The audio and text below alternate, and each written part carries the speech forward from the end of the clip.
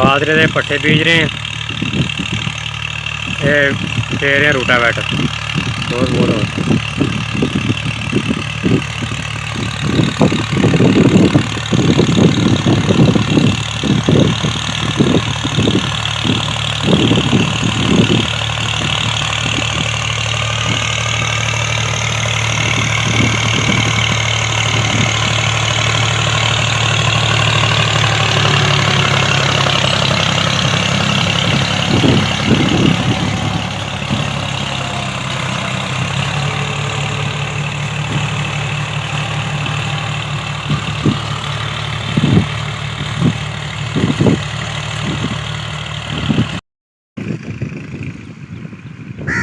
कणक वड्डी। कणक वड्डण तो बाद इनू फिर रूटावेटर तो बाद लाया पानी, ये आ गई रोनी।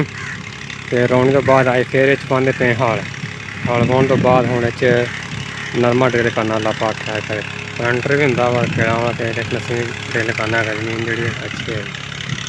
हूँ वाखरे ने हल आ देखो यह हल वाखरे ने बना बना ला के ये पिछे सुटना वा सुहागा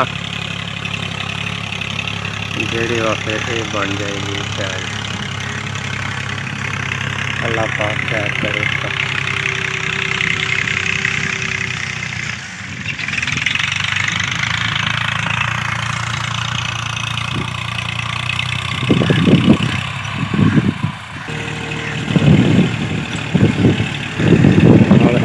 पे पाड़े तो फिर दोहरे सुहागा पिछे सुट देना पैली पतली भी हो जाती बराबर भी हो जाती बरीक भी हो जाती।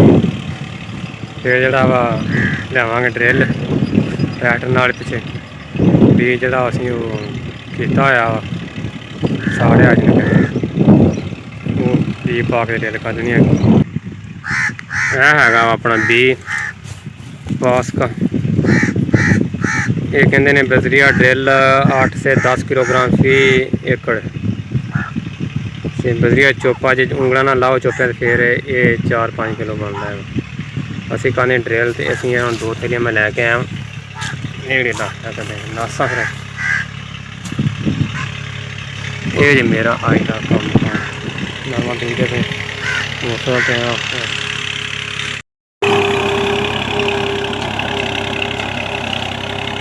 पाड़ पा ली अगे उस तरह तो हूँ दोहरे बाहर निक्के उसे दोहर पा ली पिछे पा लिया सुहागा। अपने पैली बरीक भी हो जाती है तो पद्धरी भी हो जाती है। देखो पर नज़र आ रही है जी पद्धरी नज़र आ रही।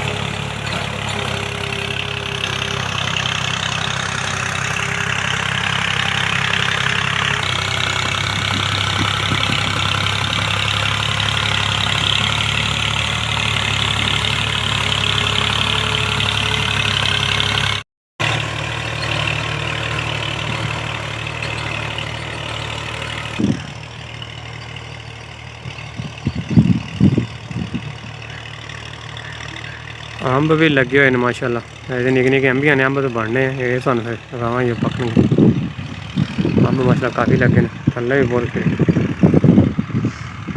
मेरे चलिया दो बहुत अंब खिड़े।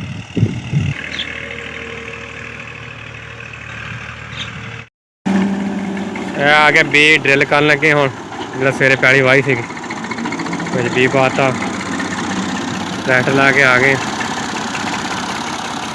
बाहर फिर ड्रिल लैके आए। चलो साई जान दो।